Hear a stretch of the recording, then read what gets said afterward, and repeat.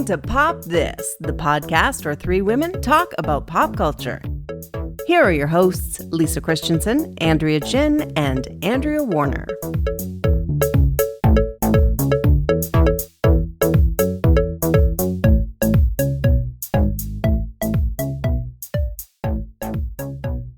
So I have this experience happen every once in a while where a coworker or a friend will recommend a show to me, and they'll be very enthusiastic about it. And I'll, a lot of times, because look what we do, I've heard of the show. Mm-hmm. But it's so weird when I haven't heard of the show, and also they tell me it's about to start its 5th season. And I'm like, there are 4 seasons of this show that I've never heard of. Yeah. And 2 of my coworkers are crazy about this show. And I'm like, how do I not know this show? And I'm going to try and see if either of you know it. For All Mankind? Oh, yeah. Carlos watches it. Oh, and so do a few of my other friends. I've never heard of it before. Yeah. Well, it's loosely, I'll give you the little plot synopsis, is that in the space race, the Russians are the first to get to the moon. And that sets off a weird chain reaction where women suddenly start going into space earlier and are not held back in as the different ways that they have been in history. So it's like a rewriting of American history, or all global history, world history. Yeah. Oh. Yeah. Suddenly women are at the forefront of everything. Yeah. Have you started watching it? I have. I've only got through the first episode. It's that same thing also that people tell you, which is, you got to get through those first 2 episodes. And you're like, okay, that's a weird thing to say, but it wasn't terrible or anything. But wait a minute, because I feel like we've said this to you specifically as well, because I think that you are just so impatient with a trigger finger on the skip button if you don't like something immediately. So I feel like maybe Lisa, you peace out fast. I do. And you want to know why? Because you got other stuff going on. Because there are series out there with 5 seasons that I've never heard of. This is happening. I think that's what we do with Deadlock. And I still I dream at night that Lisa will someday watch Deadlock. the rest of it, but you just pieced out. Yeah. I don't know. It didn't do the thing, where you're like, okay, it's like what's the right, where when you're doing something and the hand-eye coordination suddenly starts working and you're in and you know what you're doing. I have to feel that with a show. It's like something has to get me, and I'm like, oh, it clicks for you.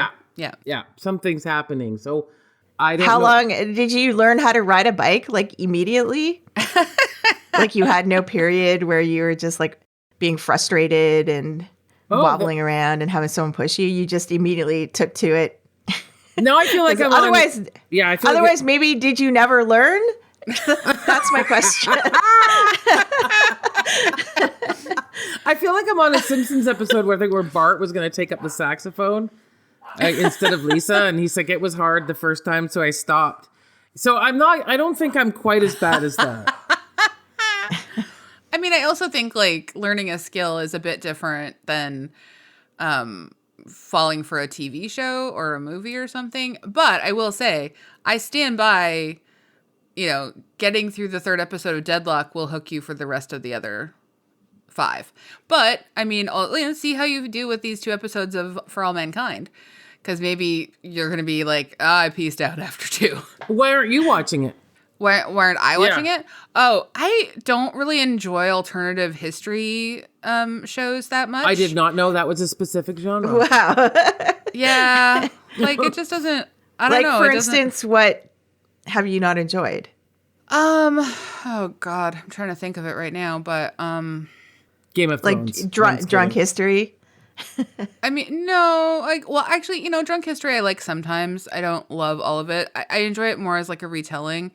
But just the sort of imagining a different history, I just think that they often, this is sort of my problem generally with a lot of fantasy stuff, is that even when someone imagines a different history it's still so deeply encoded in like systemic stuff and barriers and like, you know, I mean, and again, I don't know what happens with this show or anything, so I'm not speaking to this show specifically, but I just remember thinking like, one, I gotta say I don't care about space. I just think like space missions they're fine and I'm thrilled for people who like them, but like I personally don't care. Two, imagining like a sort of different future for women, super cool, love that idea, but I'm gonna assume that it's like largely white women that get this different future. That doesn't interest me that much. You know what I mean? Like and it kind of Game of Thrones does play into it a little bit because again, like this fantasy world where like everything can be anything, but like it's still just white people. I don't know. I just, these are my issues with a lot of like fantasy reimagining kind of things, and I just it is rare that something really I think does well. I feel like you're floating near the movie that we're talking about today. I mean, is it not a good segue then? Like, I know that we normally talk a little bit longer, no, but it's there. You gotta take it. This is kind of like, yeah, this is kind of gonna be one of my issues with this movie. Cool.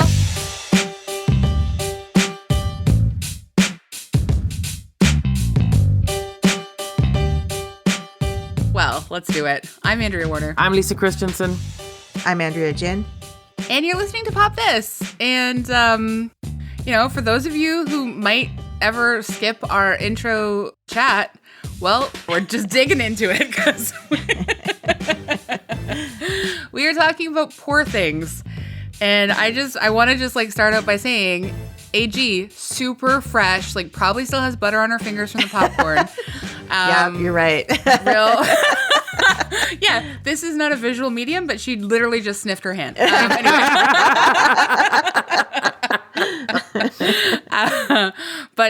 Yeah, I saw Poor Things last week, so I've had a few days to sit with it. Lisa, when did you see it? Oh, about a month ago now, I think. Okay, yeah. So you've had so much time. Yeah, I've had lots of time to read, discuss, think about. Yeah. Mm-hmm. You could have even forgotten half of it and then come back to it and try to remember. I feel like this is a movie that will stick in my head for a long time, for sure. Yeah. Yeah, I know that. Enough. I know that too. I'm only like a few hours out of it. Yeah. We are changed. All right. Well then, let's just dig in. AG or Lisa, would either of you enjoy reading the background?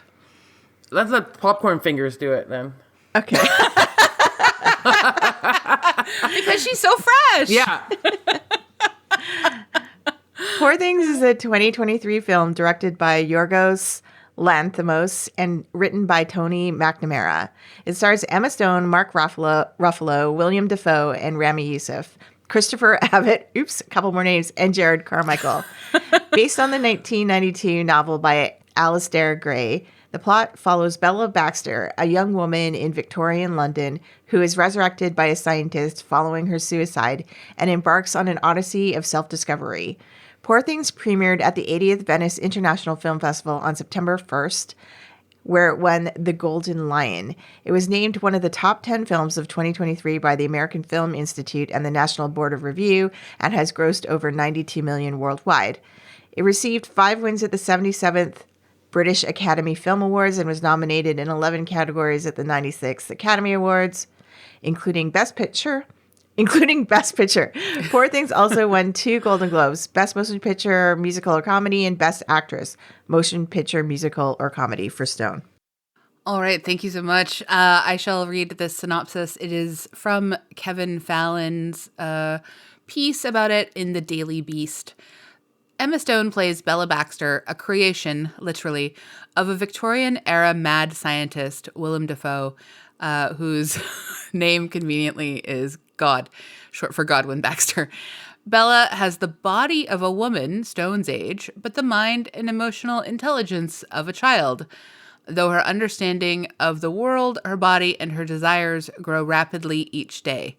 That is to say, an insatiable sexual libido rises within her, which she unleashes into the world without having the conscience or shame of a fully grown person groomed by the prudent morals of polite society.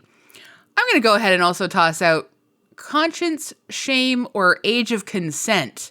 I'd just like to toss out there as like your read was very loaded there. I have to say those final few words Heard some things, between the lines. There was a tone. Mm-hmm. There was a tone. I've had a tone. I've got a tone in my body about this film, which isn't to say I didn't enjoy a lot of it, but I do have a tone in my body about a lot of this film. So let's skip my tone for now, because it's already just dripped all over the podcast. And I want to, AG, Lisa, what did you guys think? Well, I've never in the history of this podcast had absolute stone silence from both of you anyway, okay. It's hard as to put into words. words. Not know this question was coming. Okay, I'll say, all right, here's the thing. There's a weird disconnect for me. I have one overarching thought, but then I'm going to tell you this first thing. So a coworker of mine, different one from the For All Mankind, had gone to see it, and she was like, "Oh my God, it's just so much sex, sex," and I was, "Oh wow," and I'm like, "Is it like a softcore porn or something like that? Like what? Like you're making it sound crazy." Like Academy Award winning at a regular movie theater. Like, what is this? And so when I finally did see it, I didn't find it as insanely sexual as she did. I'm not going to say I was disappointed. It was just one of those... You were hoping to be slipping out of your chair the whole night. I mean, I feel like there's easier ways to get that kind of content than to go all the way to a theater and spend $20 for a ticket. Totally. But I have to say that my biggest takeaway of this movie, and this maybe gets to the end, but it was like a weird jarringness in the story, and I'm sorry to be jumping ahead, but Emma Stone's character, it's not only this weird operation of putting this baby brain in her body and having her have to grow. I think the part of the film that got me the most upset was that all of these men were falling in love with her. And that was the feminist message to me, was that none of them cared at all that she spoke like a child, that her body parts don't even work. But that's the crux of it, right? Like, and I think there's so many wildly differing opinions on this movie, and I think your feelings can change about it, whether you see it as a male fantasy, like what you're talking about, like this child in a woman's body, or if you see it as a satire, like they're satirizing men, like this is what that's what I thought. This is what men want in a woman. They want a child in a woman's body. They want to control her. They want to own her, and it's just like this series of wave. Man after man in her life is just obsessed with her because she's a child in a woman's body. Yeah, that was my overarching takeaway of this movie, because like I said, it wasn't just that they liked her or were interested in her. No, they were infatuated. So crazy. And I don't know, I can only speak for myself, but as myself sitting in the movie theater, I was repulsed by this, watching this. It was so upsetting to see this happening. And the line you read, which I don't blame you for having the sarcasm, which you, this idea that she gets to enjoy sex without shame, or a fully grown person groomed by the prudent morals of polite society. Oh my gosh. Oh my gosh. Anyway, that was there were lots of other thoughts I had, but that's the overarching thing that I took away from this movie. Yeah. AG? Yeah, I mean, I was definitely like, it was discomforting. I was squirming in my seat a lot of the time. It was like, it was not a, it was an uncomfortable viewing. And, but also at the same time, like all these, it's a visual feast. Yeah. The world that they create is original. Their costuming is beautiful and fantastic. And The costuming is flawless, I gotta Yeah. say. I loved the costuming so much. yeah, and just like the visual effects and everything, like you're just, it's a feast for your eyes that's making you feel deeply uncomfortable. You're kind of trying to figure out this message, like, and you know, a lot of people have said this, but it's sort of like the same journey as the Barbie movie. Like it's the same plot, essentially. Yeah, And I remember us having this same discussion with Barbie, like trying to figure out if it, like, what is the feminist message of this movie? And it's convoluted. And I think that the same is true for this movie. And having just come out of the theater a few hours ago from seeing it, I feel a little ill. I was dazzled by all the visuals that I saw. And yeah, I feel like I'm going to be thinking about this movie for a while. And I don't know if I liked it or not. Do I like the feeling of feeling slightly ill? Like at least it like had an impact on me. And so many movies that we watch these days, like as soon as you finish it, it's like gone. But not this one. Yeah, I mean, I think the Barbie comparison is interesting, and that has just made me think about, I guess Poor Things has made me like Barbie more. Thanks for doing that to me, AG. You've just... But because, like, I mean, Barbie at least feels like it's kind of like a female gaze complicated by the male gaze of Noah Baumbach. Because I'm not saying Greta's perfect, but I just feel like she felt like she had to just put so much attention on Ken. And I'm not going to say for sure that that's like entirely Noah Baumbach's fault, but based on his past films, I'm going to say partly his fault.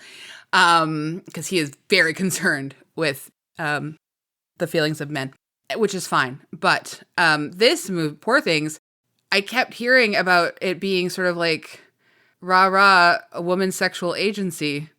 And that was not really my takeaway. Nor mine, like, at all. I felt it was very male gazy. I felt it was I am thrilled with the idea of a character who is absolutely simply interested in like self-gratification and sexual agency 1,000%. But when I am placed into a world in which apparently you can just put a baby's brain into a dead woman, revitalize her, a la like sort of a Frankenstein sort of thing. So I understand that this is like a gothic horror, but this is always my problem with like these sort of fantasy weird things is they say that they're going to reimagine a world and give it a better or just like make it better for people who have otherwise historically been misrepresented. And then they do this and I really feel like the filmmakers and the writer, and frankly, I'm going to say even Emma Stone to a certain extent, feel like they did something really feminist here. And I just kept thinking, this is not really what they think. Like they're not doing everything that they're setting out to do. Like this is not smart enough to accomplish what it wants to do. And it's extremely frustrating to me as a viewer because there are parts of it that I laughed for sure. I was like visually engaged. I think Emma Stone's performance is absolutely brilliant. Yeah. But I was just like, what are we doing here? What is happening? There's a much more interesting conversation to be had about like her being both her own mother and her own child. There's a much more interesting conversation about like the bodily autonomy and that consent piece. Like there's a much more interesting stories happening between like her and the old woman on the ship and her friend / intimate partner in the bordello and their like socialist awakening. Like I'm just very frustrated that this is the movie that we ended up getting when there are all these other side pieces that are so tantalizing and interesting. And I think potentially like much more powerfully feminist. And this is what we got. But I don't know, like none of the reviews I've read I know the book is quite different, like entirely different than this movie. Do you know in what way? Well, from what I understand, it's like a Scottish book. And I feel like I'm saying Macbeth, a Scottish play, but it's set it's set in Scotland, and it has a lot more to do with Scotland. And a lot of people were very disappointed because this doesn't really have very much to do with Scotland. That's all. Or anything? Well, yeah. I mean, yeah, anything. But I don't know if I mean, it would be interesting to the filmmaker, Yorgos, yeah. He has made a lot of really interesting films. And so I don't know if he actually sees things that, I don't know, what I'm trying to say is, I don't know if he thought, I'm going to do a feminist movie. I don't think that's what he was thinking. So I don't know if I would think that The Favorite, we loved that movie. Remember The Favorite? He did that. Yeah, no, I remember that. But what I'm saying is I think that they are presenting the movie that it's supposed to be like something feminist and empowering and women's sexual agency. And that's what this sort of very like this male fantasy version of what it is to empower women is what we got. I think it's the limits of his vision of what empowers women. When men are around. I see what you're saying, and I agree with you in on this that. movie. Yeah. Sorry. I agree with you about like the portrayal of this character and her journey and everything. But, you know, there are also these elements of like, you know, there's kind of skewering men in the movie as well. Like all the men in this movie are the men are awful terrible. monsters. Yeah. Yes. And, you know, there's that part about like fathers passing down like, you know, their like horrible behavior and horrible treatment to their sons. That's a theme that runs through this movie. So like, I think both things are kind of like there, and it doesn't make I don't think it's a feminist movie. No. But I also am thinking a lot about like its treatment of men as well. Well, but I think I guess that's my argument is that like making a movie in which men are terrible to women isn't inherently a feminist act. No, but I don't. You know what I mean? Yeah, I guess I don't know what he intended to try to say in a way. I'm not sure. I think some people have, like, obviously we're all very, we can't help it. It's our culture. We're all very childish about sex. It's very hidden. It's very mysterious. It's very embarrassing almost. You know, we don't really like to acknowledge it. And so when some film is really frank about it, I think everyone doesn't really know quite what is, like, how to talk about it. Like I said, my one coworker was like, oh my God, it's just about sex. And I was just like, I was thinking I was going to see Caligula or something, you know, like just, but it wasn't all about sex. It was like a part of her journey, but not the biggest part. Yeah. And I think, well, I mean, that's what makes this movie such a strange animal, is that it's like, there's a lot of things that really like put me off it, and there are things that I really really liked about it, and it is kind of this back and forth. I mean, like if you're just looking at it, like Emma Stone's performance is incredible. Like I think that she has a pretty good chance of winning the Oscar for this performance. Yeah, and I think it's I understand why. Like I think the performance is fantastic. Like she's doing things with this character. It's such a physical performance, you know? And a wide range of, a wide-ranging journey through the movie. Yeah. There's something that I also find a little bit uncomfortably ableist early on in the movie when she's like, we don't know that she has a baby brain. Like, we don't understand that. And, like, the person who comes to, like, work with the doctor and like also ends up falling in love with her when she's in her infant brain era because of I guess, of course, why wouldn't you?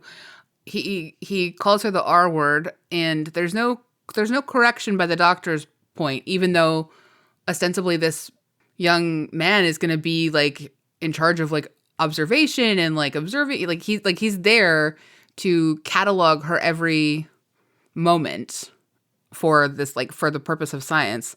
And I found that was a little hard to swallow for the first half hour as well. It's very disorienting, the first half hour. Mm-hmm. I'm actually quite glad I didn't know anything. I don't know what you knew before going in. I mean, I didn't know anything. No, I didn't know.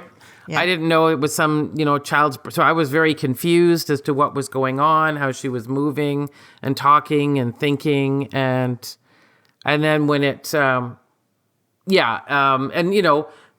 was also like those really surreal elements, like when having the meal and the bubbles and the burp bubbles. Yeah. It almost looked like, I don't know if anyone watched the Twin Peaks on TV, but it looked like Twin Peaks to me. Like there was something. It reminded me of Charlie and the Chocolate Factory. Uh-huh.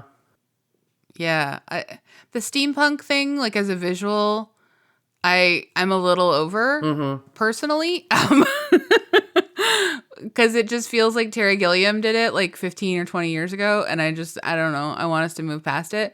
But I did really enjoy a lot of the visuals. The hybrid animals were hard for me to sort of like, especially as we find out more and more and more about like how Dr. Baxter had been horrifically abused by his father and been this like lifelong medical experiment and had awful things done to him. And that he is continuing that kind of in his own way, but like thinks he's doing it with like a bit more care on some level. I don't know. Which then, like the character of Bella takes over at the end of the movie as well. It bothered me at the end that she's carrying the torch.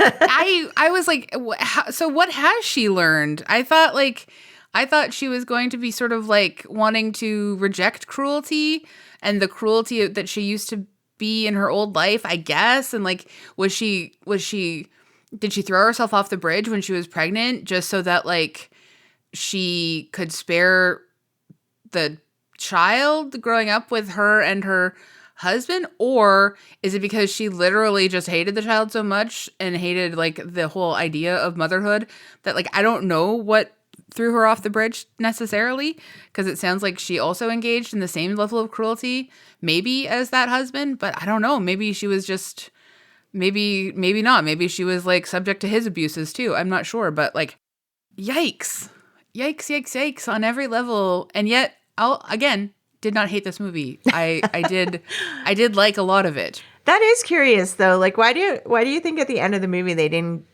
make her to be like a better surgeon than God was, like a more ethical or something, or helping people or something like that? That seemed to me kind of like, and this is why, again, I think this movie is like not quite as smart as it thinks it is, because it starts engaging with all these like philosophical like things about humanity and human nature. And like, she has to go to like poverty tourism and see a bunch of like dead babies in order to like feel something, and then gives the money away and etc. And she has like these good conversations. I mean, I love seeing Jared Carmichael in the movie, so I'm grateful for him.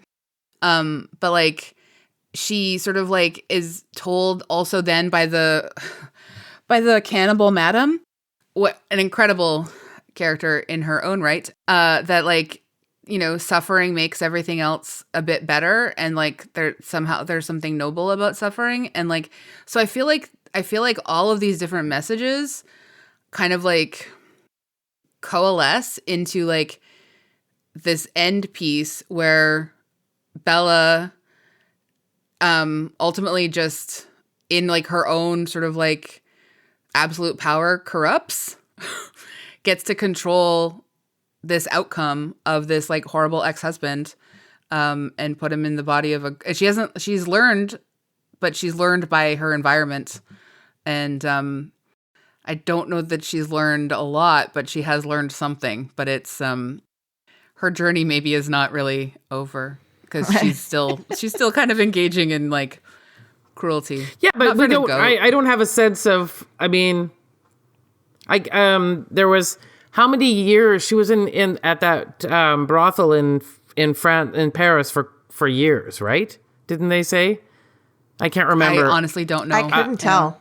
I couldn't tell. Yeah, because I thought that there was a couple of years that she was there, and so I don't know. and then she got herself a lot smarter. Like you said, she was becoming a socialist, and she was still learning. So, yeah, it's possible that she's continuing to learn. Or I mean, I don't really have a lot of experience with what it's like to have an infant brain put in an adult body.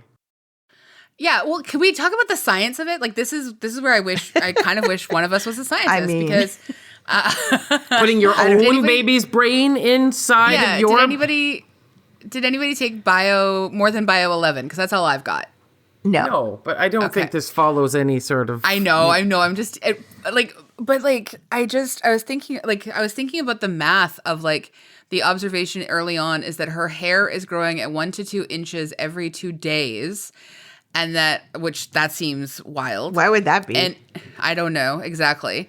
And that she is adding 15 words of new vocabulary every single day, which is, again, like why this aggressive growth would be part of her own Frankensteining. I have no clue. And I also was trying to do the math then on like what age she might be at different levels. And I could not master that because I just don't have that skill, I guess. But like, I genuinely had no sense at any point as to like what the sort of like combination of magic and science was to make this possible. And if God can do it, like Dr. God can do it, why can't other people do it? Like, why aren't there a bunch of these sort of like Bella creatures walking around? Yeah.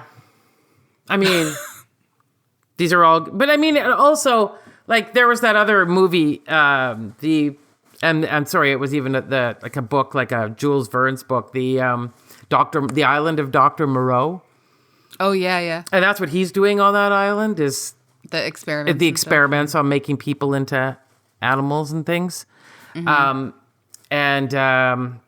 So like, it's not a new thing to be working with, or this idea of, I don't know, like it's really interesting. I would love it if there was a possibility and all these people play that game. Like if you were having a dinner party, what, authors would you invite and things, right? But, it would be really amazing to have a conversation with Mary Shelley to find out, tell us more about how you came up with this idea. The science of her book. And secondly, would you have expected that it would, like, that people would be so utterly fascinated with this idea? Well, so this is actually like a funny kind of, you know how I was in the journey of reading classics for a while I was like doing some Is that book journey writing and over? stuff? That was quick.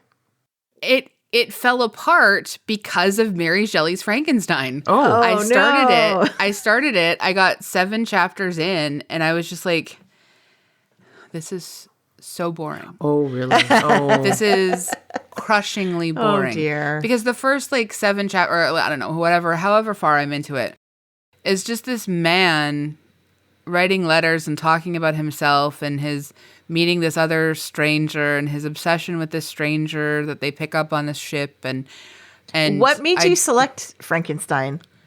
Well, because I was like, well, I should read Mary Shelley. Like, I never have. And like, she's supposed to, this book changed literature and blah, blah, blah. And I should give her a chance. And maybe people who've read it from the beginning and are totally gripped from the beginning just have a different, like, just a different set of interests in me, which is totally fair and fine. And I will probably go back to it and try and like, I think what I might do is like speed it up a little bit so it reads faster. Because I just am so bored by it. And we haven't even gotten to the part where like anyone's doing any Frankensteining. So it's been so long at sea, you guys. Like, I don't care at all. Anyway, this is not the most like fiercely intellectual thing I've ever said, but I should. But this always happens. I grew up, with loving Dracula movies, right? Like Christopher Lee, those 70s stupid movies. There were hundreds of them, right? And then all of a sudden it was like Francis Ford Coppola is going to put out the real Dracula. And I was, what is this boring piece of nonsense? Like it was, it was like, again, letters and lots of fluttery sexual thoughts. And I was like, well, that wasn't in my, vampire movies. He would just go in, bite them, and things were moving on, right? But that's a very interesting development that I also share.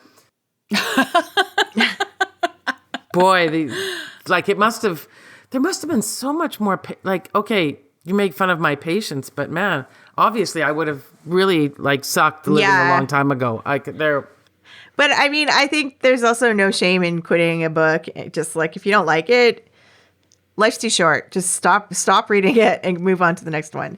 Don't let it stop your journey. No, I know. Yeah, no, I won't let it stop my journey, but I do want to just try and give it a chance. I was having such a good time with it, and then I got to this, and I was just like, oh, God.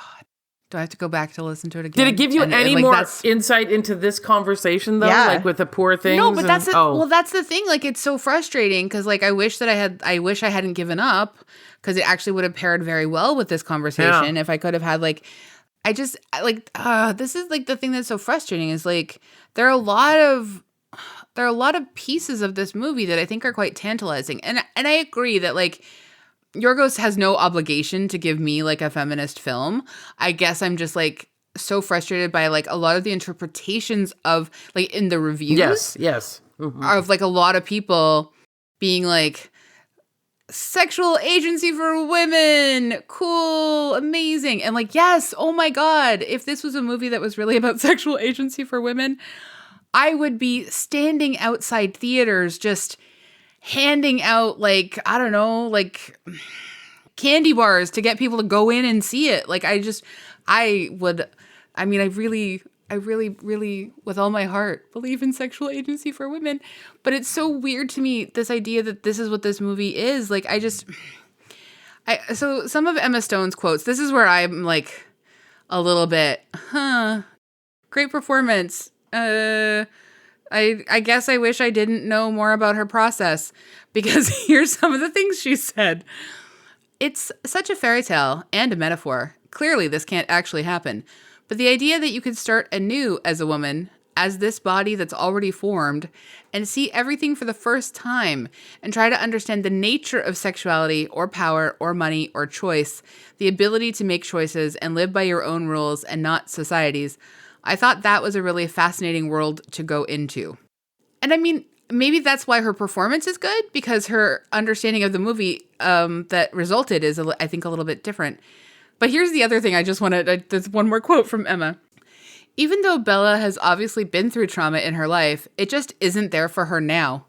Are you kidding me? Okay, sorry, that was my aside. I'm going back to Emma's quote. She was the most joyous character in the world to play because she has no shame about anything. She's new, I've never had to build a character before that didn't have things that had happened to them or had been put on them by society throughout their lives. It was an extremely freeing experience to be her. I just have a difficult, I don't know. There's something that's really hard for me to, I can see how it informed her performance, but it's very hard for me to think of somebody having made that film and then watch that film and then say that she's been through trauma, but it isn't there for her now. This is a woman who literally has scars across her body, a C-section scar or whatever, and then a scar down the back of her head. And I understand it's not her brain, but she's full of trauma. She is in situations where she is highly controlled and coerced and manipulated by everyone. It's a very... This is hard. It's very confusing, her interpretation, because it's less about the fact that she has this new brain in her body and has everything to do with Willem Dafoe, for all intents and purposes, being her father and giving her no education. No, you know, I mean, not telling her anything. Like, let's hope.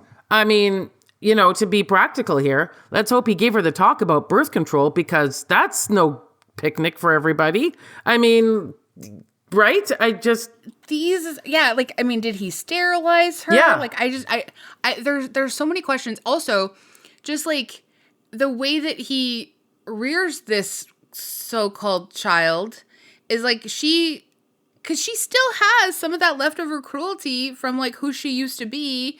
Because I guess, I don't know, genetics, if you want to play that sort of weird card, or maybe body.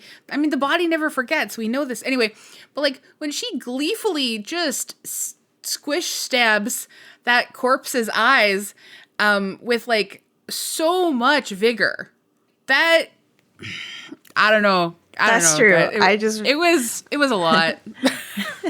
I didn't think about that until now. But yeah, like you can... You're right. Like we're to understand by the end of the movie that she was quite a cruel and terrible woman probably before. And yeah, I guess that's like what you can attribute some of her behavior to along the journey of this movie. I didn't think about that until now. Sorry. I mean, and again, such a weird movie. And I don't mind things being weird. I like weird things, actually. And I think when I immediately left the theater, I liked this a tiny bit more. But the last several days of thinking about it has made me like it a little bit less. Yeah, I can see that.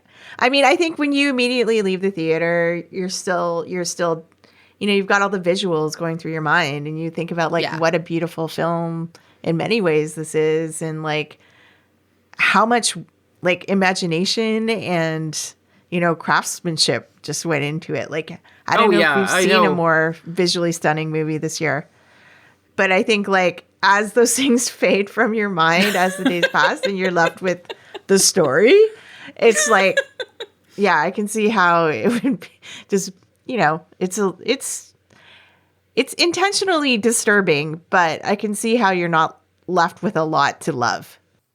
Yeah, and I do think, like, just talking again about the men in the movie and the you know, the parts they play, it's almost as if all of the men play some sort of variation on what dudes try to do to get women. You know, like there's like Mr. Compassionate, sweet, and then there's just like out there and, you know, I'll take you to places you've never been. I have to say, in watching Mark Ruffalo's career as long as I have, this is quite a departure. I love this for him. Yeah. I honestly I thought his performance was great. Yeah, no, I did too. I kept wanting to default to, oh, he's playing the kind guy, the guy that, you know, 13 going on 30, he'll take care of you. But no, he was not. I found his accent to be a little distracting. Yeah, I mean, truly, like he's not a master of accents at all. No. I just think they could have left him just like doing an American accent. It would have been fine. Yeah. Yeah, probably. But I do, as much as all of those other things, I think I will just, my biggest takeaway is going to be that almost like it was like a body realization when I was just like so horrified to see all these men fall in love with this baby. A baby. Yep. Yeah. But the dance scene where she's dancing, that's quite... I can see like in her quote about like how freeing she found the character to be. I think you can see it coming all out in her dance, and that I think that is like the iconic scene from the movie. Oh, the dance scene is brilliant. Like truly. And honestly, I wanted to spend more time with all the other women side characters. Mm-hmm. I just thought like they were so tantalizingly interesting for the most part. And we just didn't get enough time. Like I wanted more time with those folks. Then again, every time I see excerpts from the movie Woodstock, she sounds like a hippie, right? So, Emma Stone's character. Emma Stone? Yeah, right? Everything's freeing. What's wrong, man? What's wrong with society? What have they... What if they got you believing, man? It's, you know. So I've read like quite a few reviews over the last little bit, but obviously, like, I love her writing so much anyways, but Angelica Jade Bastian of Vulture, I won't read everything that I put in the outline, but like, it's just everyone go read the review. It's so good. But I will say, so the standout quote for me: "This isn't a sincere treatise on female sexuality. It's a dark comedy for people who carry around an NPR tote bag."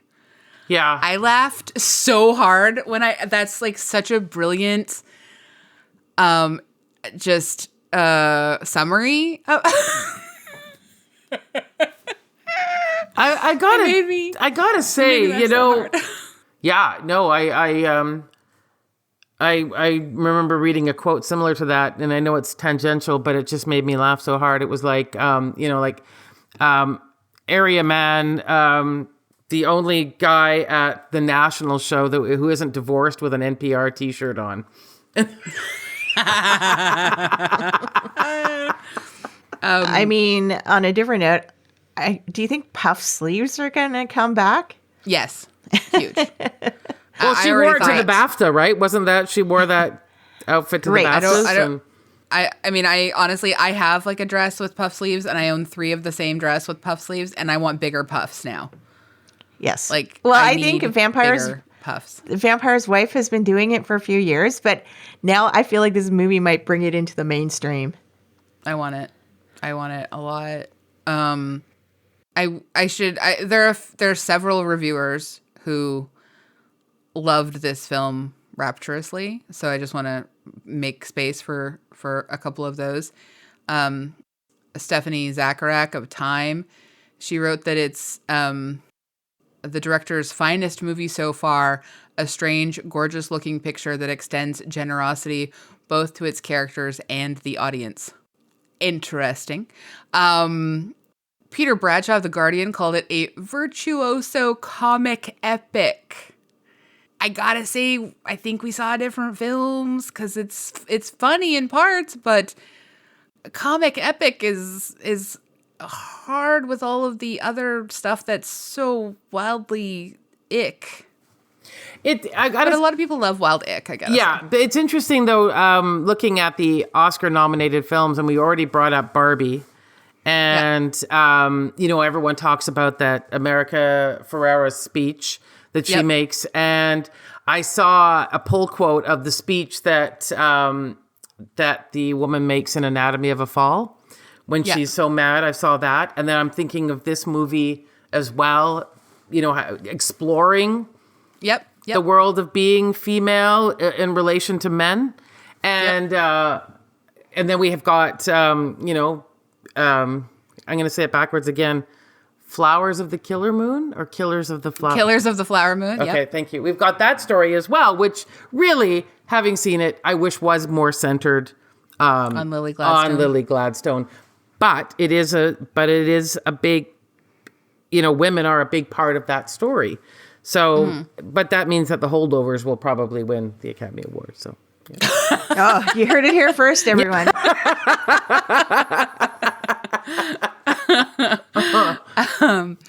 I just want to also, the New York Times chief film critic felt the story became, quote, more monotonal, flat, and dull over time. The design is rich, the ideas thin. And I think that actually is like kind of fairly accurate. Like I like Bella gets to say a lot of really direct things that in the pure writing of it, I think could feel quite cathartic and it could feel empowering, but it and again, it's not his job, like, as the director, I guess, but I just think, like, I would like an actual movie about a woman's sexual agency. And I think I want it made by women. Yeah. I know. What a wild ask in 2024.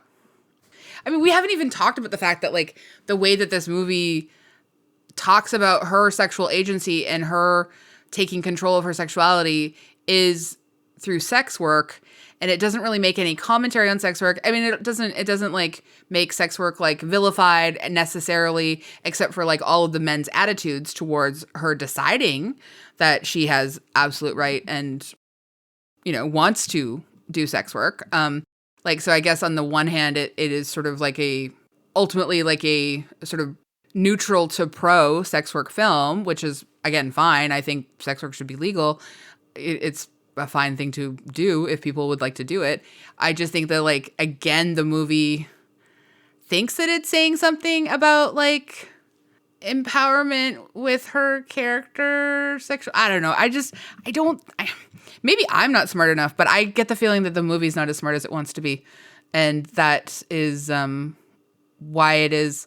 And just thinking about how it's difficult to sort of like engage with doesn't make it smarter necessarily. You know what I mean? Yeah. This is a difficult one. Does Poor Things pop? I think it pops. It's one of the most inventive movies I've ever seen. It's caught. Look at how much discussion. We could go on and on and on. If there was somebody else here, it would be, you know, it'd be a very interesting conversation to have with a man. You know, their thoughts on, you know, come on, defend your gender. What's going on here? Like, you know. I'm going to say it pops, but I don't really know who I'd recommend this movie to go. Like, I can't think of too many people I'd recommend it to and say that, like, oh, you should see that. You'll enjoy it. Unless, like, it's like people whose job it is to monitor pop culture and understand what's going on in film and movie. Like, in terms of those people, I think this is worth watching.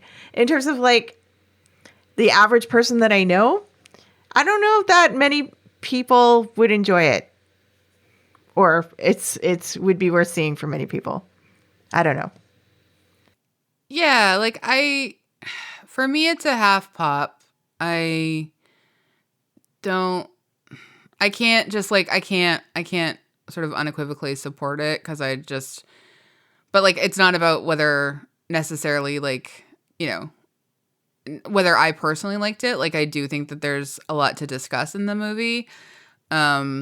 More so, though, I'm just so much more interested to see, like, if this is, like, just trying to understand why this is really, like, engaged Academy voters. Yeah, I mean, in a way, I can see this doing well at the Oscars. Like, aside from Emma Stone in the actress category.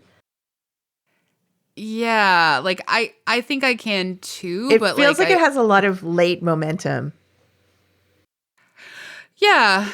And I mean, I do think Emma Stone is incredible in it, but I also feel like, I just think, like, given the, like, ways that a lot of film critics have, like, really just taken it at its most surface delivery, well, I can see the Academy following suit. It's like the idea of a steampunk cruise liner. Like, you either love it or you're disgusted by it. Well, but I really am somewhere in the middle, and I don't think I have strong enough, like, I'm not disgusted by it, and I don't love it. I'm kind of just, like, a little bit meh about it. So yeah, I guess like a half pop, maybe even a quarter pop, but it's not like no pops. Wow. You heard it here first. It's a shriveled balloon after 4 days.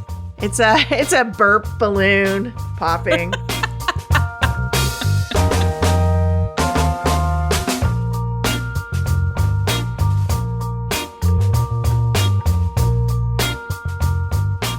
We love to end our episodes on something we like wholeheartedly recommend. So Lisa, how about you? Yeah, so I just finished actually today. I don't have the fingers of eating popcorn because it was a book and that would be weird, but it's called Convenience Store Woman by Sayaka Murata.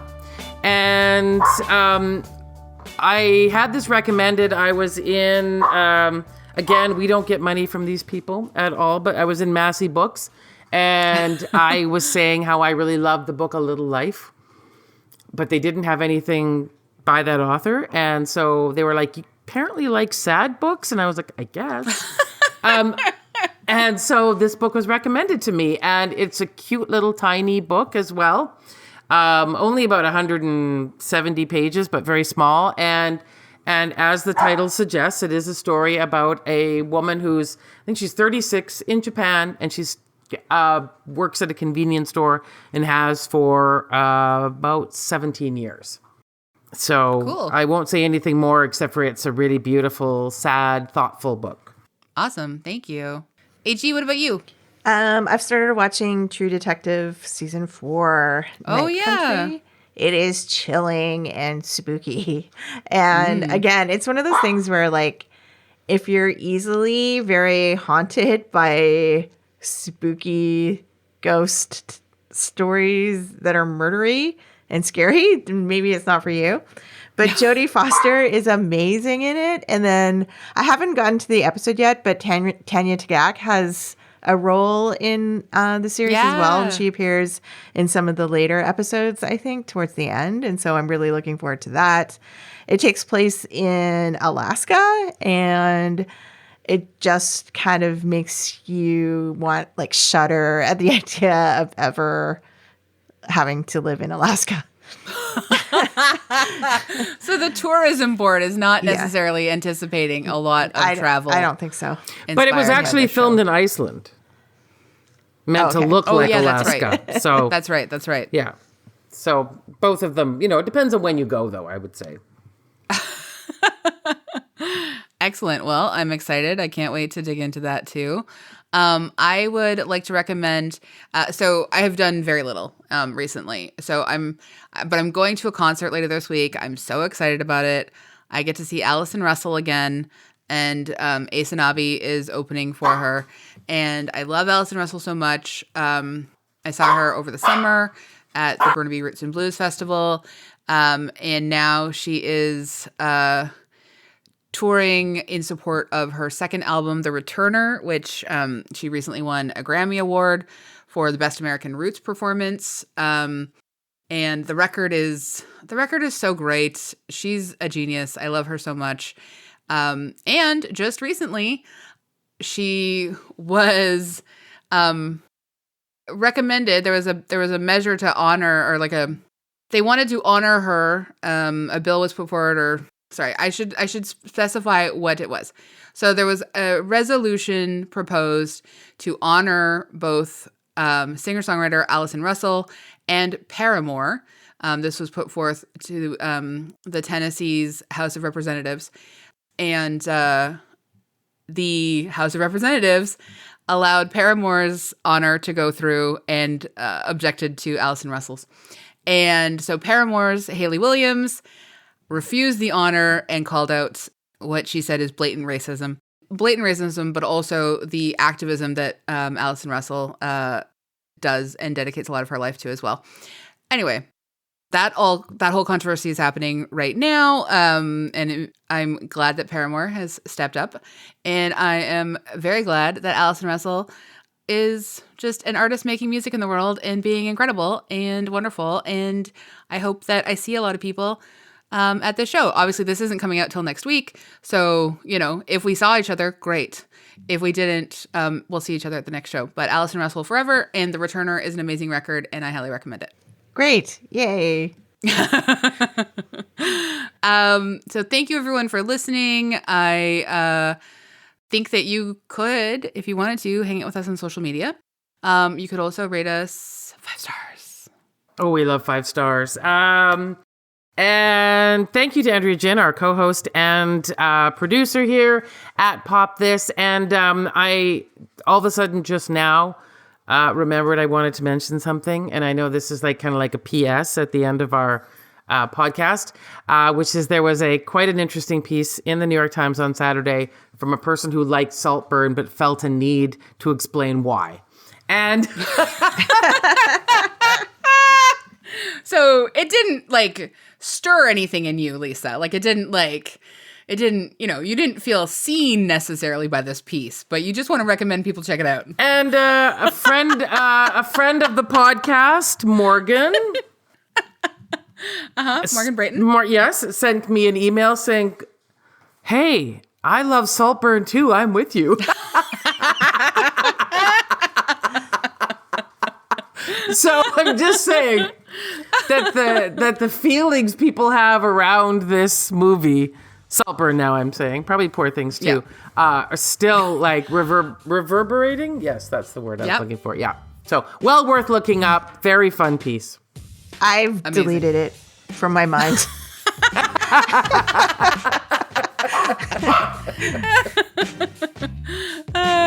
Well, there you have it, everyone. This Oscar season, what a time, and can't wait to dig into Oscar talk with y'all next episode. All right. See you. Bye. Bye.